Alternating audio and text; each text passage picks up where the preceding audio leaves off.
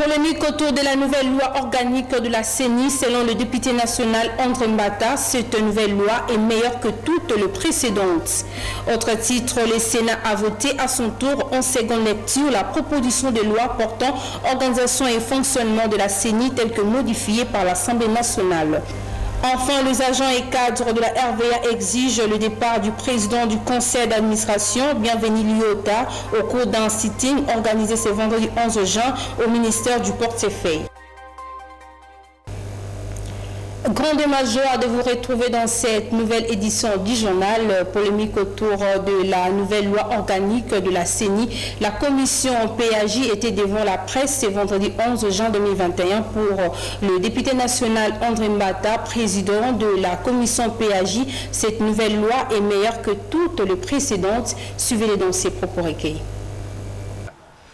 Cette loi, nous pensons que c'est la meilleure de loi que nous puissions faire à ce stade. Elle garantit l'indépendance de la CENI et elle nous fait avancer pour l'organisation des élections véritablement démocratiques et transparentes. Je dois dire aussi une chose. Ceux qui parlent de réformes et réformettes, on peut faire toutes les réformes du monde.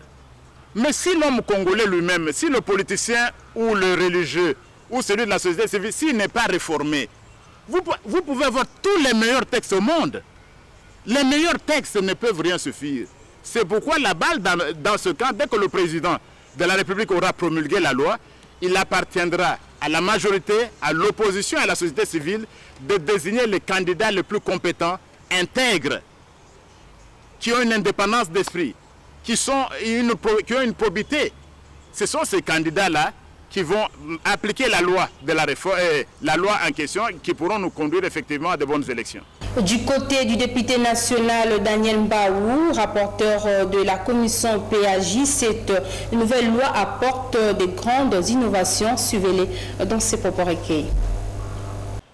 Il y a lieu de noter, sur 337 votants, 336 ont voté oui. Un seul élu a voté non. Et il n'y a eu aucune abstention. Et comme vous l'aurez remarqué, cette proposition de loi a été presque votée par acclamation. Certes, il y a eu des dissensions d'opinion, mais dans le fond, les élus se sont mis d'accord à l'unanimité pour faire passer cette proposition de loi.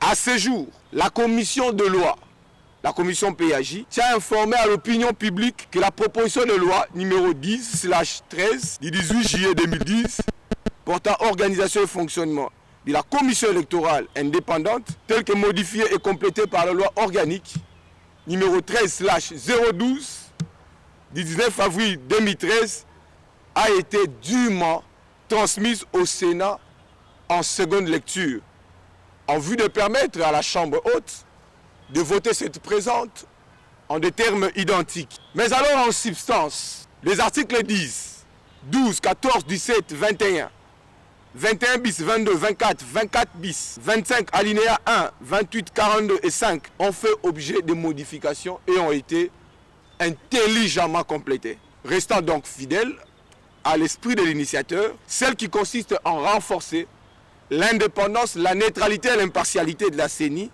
afin de lutter contre toute velléité liée à son instrumentalisation. L'Assemblée plénière a ouvert donc brèche d'un pas entier à de nouveaux axes qu'on peut qualifier comme des innovations fondamentales et importantes. Ces innovations peuvent s'articuler autour des réajustements suivants.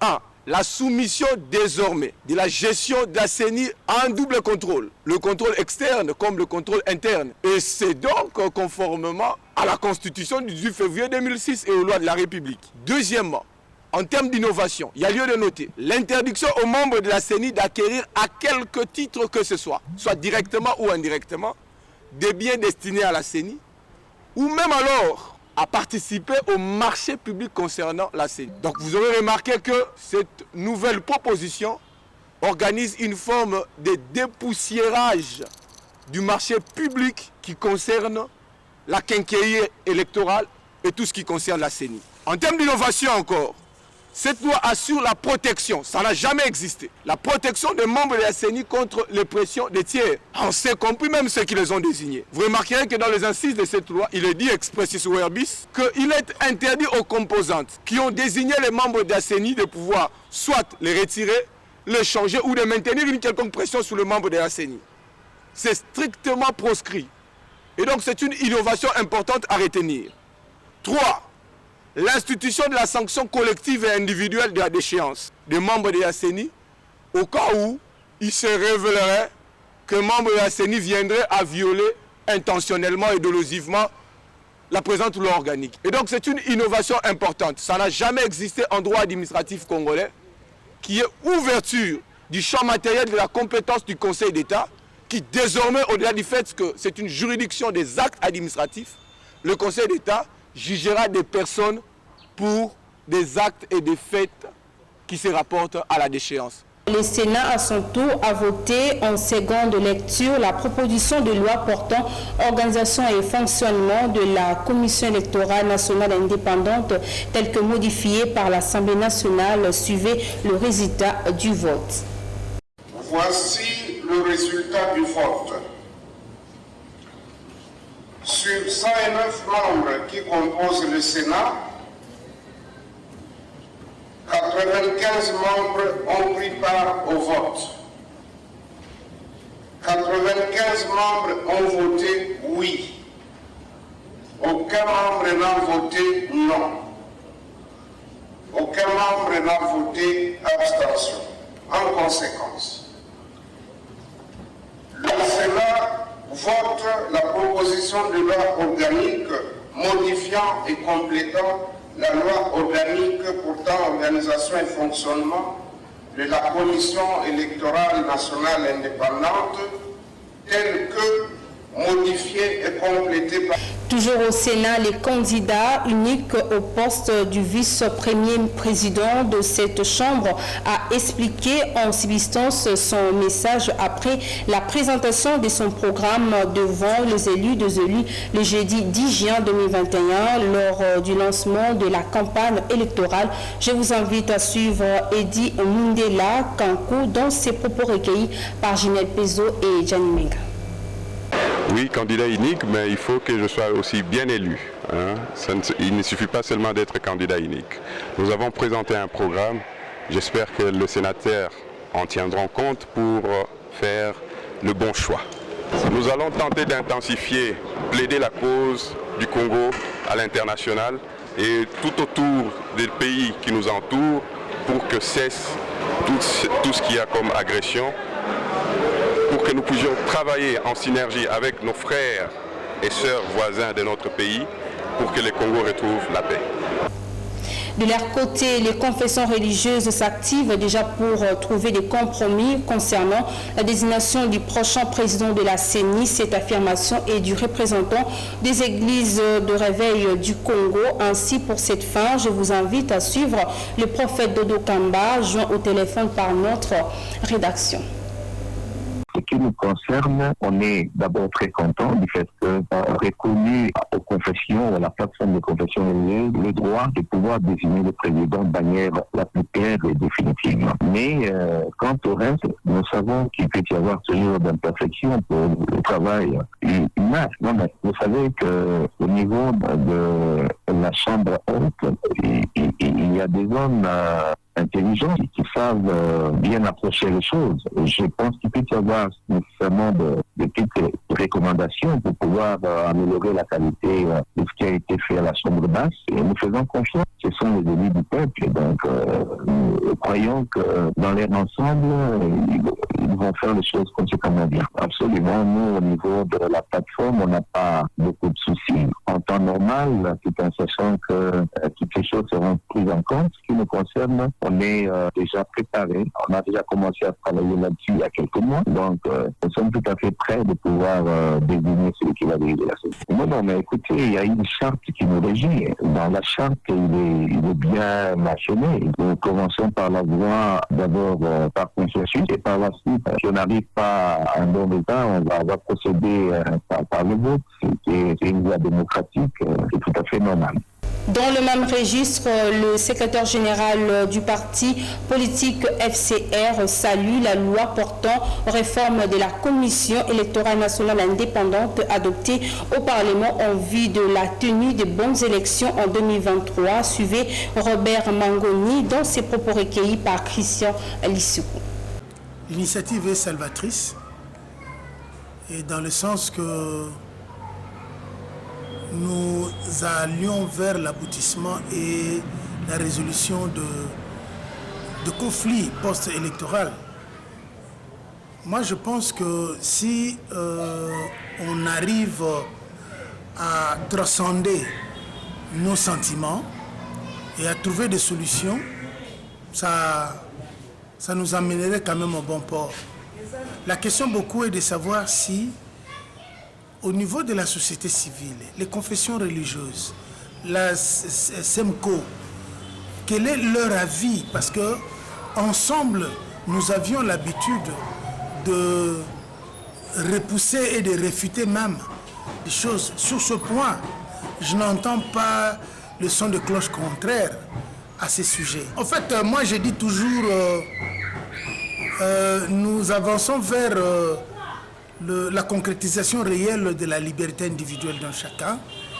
Ils sont libres de dire ce qu'ils veulent et ce qu'ils pensent, mais en échange, moi, à leur place, faisant l'opposition, j'aurai toujours dans mon gibecière les propositions, à défaut de quoi des données pouvant m'amener à présenter des solutions ou des propositions allant dans le sens contraire, si au moins cela n'était pas dans ma satisfaction.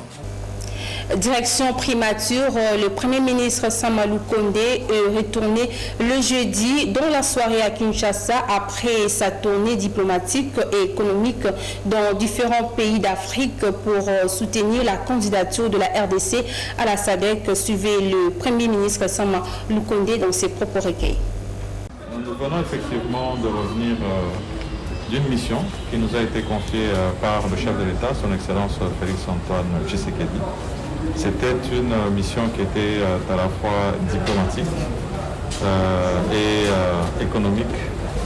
Nous avons été successivement au Botswana pour donner un message du chef de l'État accompagné d'une correspondance à son homologue. Nous avons fait la même chose au royaume d'Eswatini et nous avons été également au Malawi pour rencontrer l'homologue du président de la République. Et c'est une visite qui s'est inscrite dans le besoin pour la République démocratique du Congo de marquer sa présence au niveau de la SADC. J'étais bien sûr accompagné du vice-premier ministre, ministre des Affaires étrangères, ainsi que du coordonnateur national du mécanisme de suivi des accords de paix et de sécurité d'Addis Abeba. Nous aurons à donner plus de détails de la mission que nous avons faite. Et ce n'est qu'une première. Il y en aura d'autres qui seront conduites soit par moi-même ou par d'autres acteurs que le chef de l'État va désigner dans le cadre diplomatique et économique, non seulement au niveau de la SADC, mais aussi au niveau de l'Union africaine. Merci.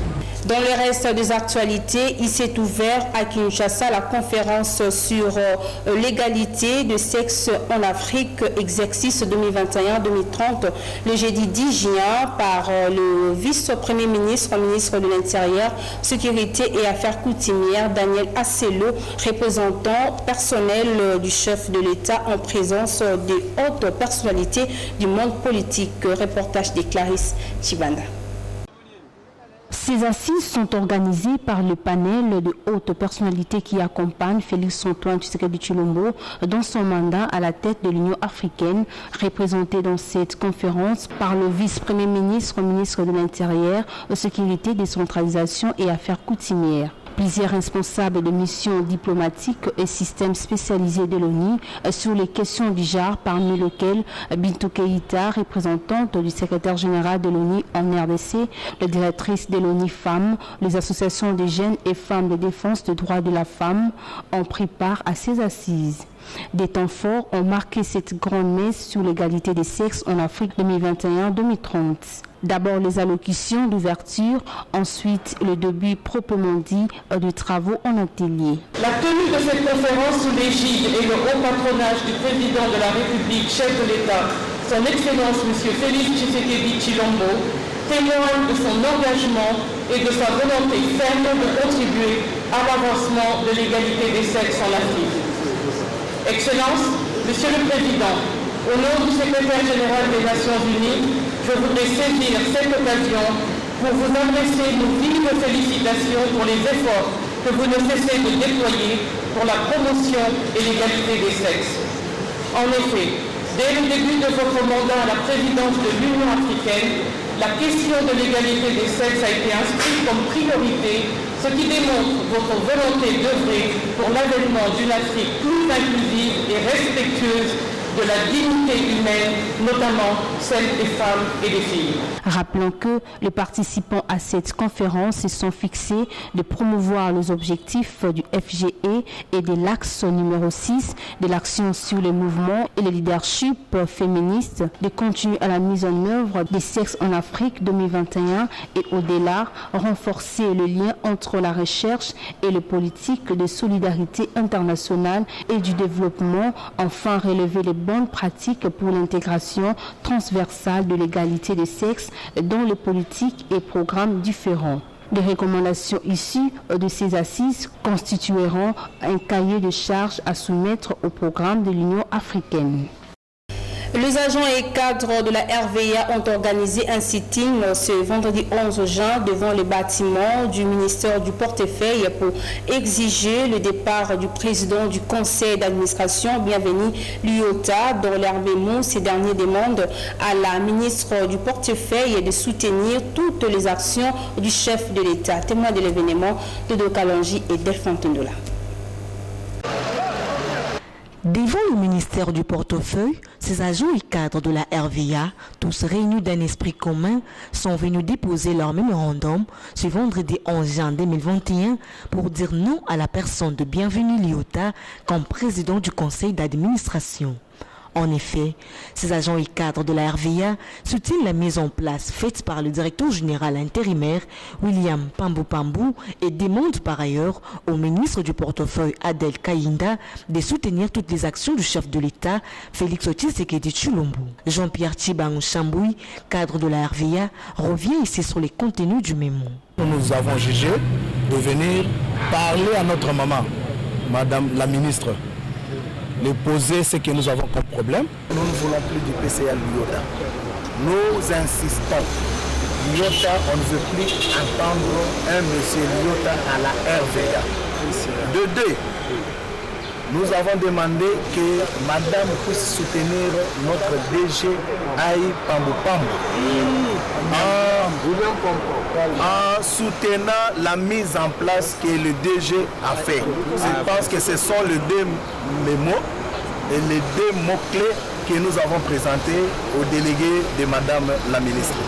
À l'aéroport international de Nchili, le président des associations des contrôleurs de la circulation routière aérienne de la RDC, Denis Moukoko, approuve son indignation face à la situation actuelle de la RVA. Vu la situation qui sévit à l'entreprise actuellement, nous avons ce souci-là, à ce que l'arbitrage vrai soit donné à cette entreprise, permettre à ceux qui dirigent, parce que quand on doit quelqu'un gérer l'entreprise, ça permet, il faut lui laisser le temps de s'exprimer. En ce qui concerne le social des agents et cadres, Denis Moukoko explique. Nous avons un problème de salaire aujourd'hui, mais c'est dû à quoi? Il y a des guéguerres par-ci par-là qui empêchent à ce que notre salaire arrive sur notre assiette. Il y a des guéguerres politico-administratives qui dérangent, qui fait que les gestionnaires, le comité de gestion actuel a des difficultés parce qu'on est bloqué quelque part. Donc pour nous, ça nous embête, ça commence un peu à nous agacer. Et c'est pourquoi nous aimerions même être en contact avec des ministres, les ministres de notre titre, dans les ministères qui gèrent aussi la RVA, c'est-à-dire particulièrement le portefeuille et le transport, et pourquoi pas le Premier ministre, et pourquoi pas aussi le président de la République.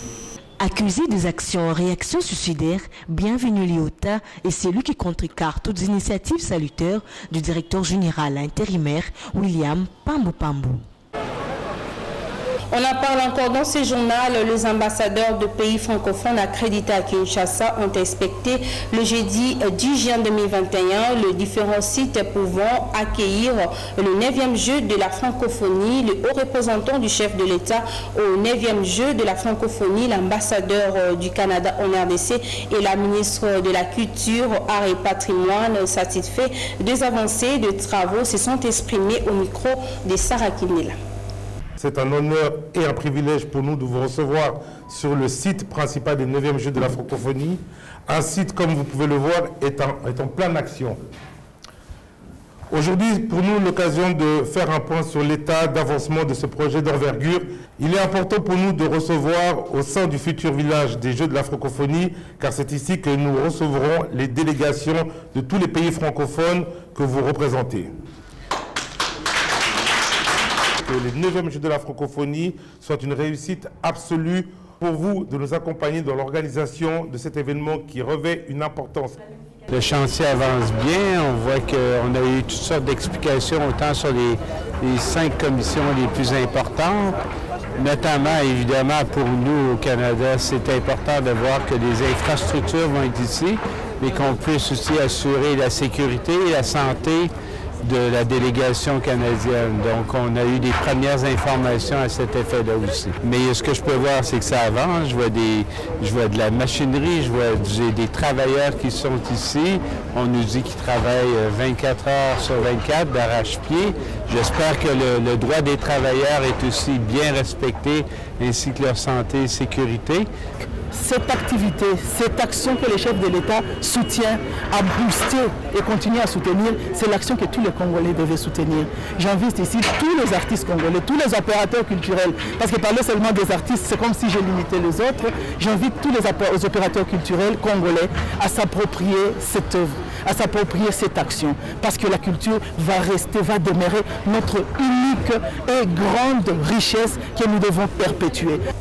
Pour clore ce journal, le 3e jour de la mise en exécution du plan de retour des déplacés de Goma, plus de 400 personnes ont été accueillies au port Emmanuel de Goma ce jeudi 10 juin 2021 par le vice-gouverneur du Nord Kivu. Suivez les détails dans ces reportages. Exécution du plan de retour des déplacés de l'éruption de Nyiragongo. Ce 3e jour a concerné le déplacé de Bukavu-Goma. Il est 6h30 de ce jeudi 10 juin 2021. 2 bateaux loués par le gouvernement central, l'un d'eux à bord duquel le déplacé accoste au port privé Emmanuel de Goma. Sur place, le vice-gouverneur est là pour l'accueil et le suivi des mesures humanitaires exécutées par la protection civile. Voilà, ici, ce sont les habitants de Goma qui ont été évacués vers Bukavu et qui sont en train de rentrer à leur bercail. Nous avons disponibilisé et nous disponibiliserons autant de bateaux que possible pour faire revenir tous les habitants. Et au moment où nous sommes ici, vous voyez, il y a un bateau qui vient d'arriver et d'autres bateaux suivront également si nous estimons qu'il y a encore beaucoup de gens de l'autre côté de Bukavu. Donc, selon le nombre qui est ici, nous jugerons et nous demanderons aux autorités de la province du Sud Kivu, s'il y a encore des déplacés de l'autre côté, nous enverrons également des bateaux pour les faire revenir.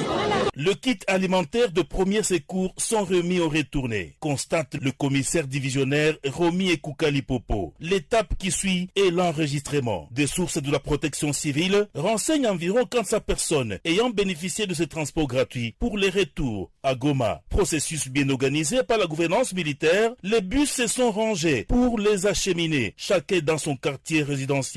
Le vice-gouverneur ne s'est pas arrêté par là. Il a visité l'entrepôt où les opérations de chargement de vivres sont en cours. Direction territoire de Nyiragongo, précisément au camp de déplacés de Mounigui à Lepekayembe. Le commissaire divisionnaire s'adresse à la population déplacée. Il s'agit d'une assistante du gouvernement central, précise-t-il. Qu'ils puissent toujours compter sur le gouvernement et provincial et sur le gouvernement de la République démocratique du Congo. C'est-à-dire que l'État est géré et l'autorité de l'État est là. Nous ne les avons pas lâchés et l'autorité de l'État se fera toujours sentir en toutes circonstances, quelle que soit la catastrophe, quel que soit le moment, quel que soit le lieu. Voilà, nous sommes arrivés à la fin de cette édition. Place à présent au rappel des titres. Polémique autour de la nouvelle loi organique de la CENI. Selon le député national André Mbata, cette nouvelle loi est meilleure que toutes les précédentes. Autre titre, le Sénat a voté à son tour en seconde lecture la proposition de loi portant organisation et fonctionnement de la CENI telle que modifiée par l'Assemblée nationale.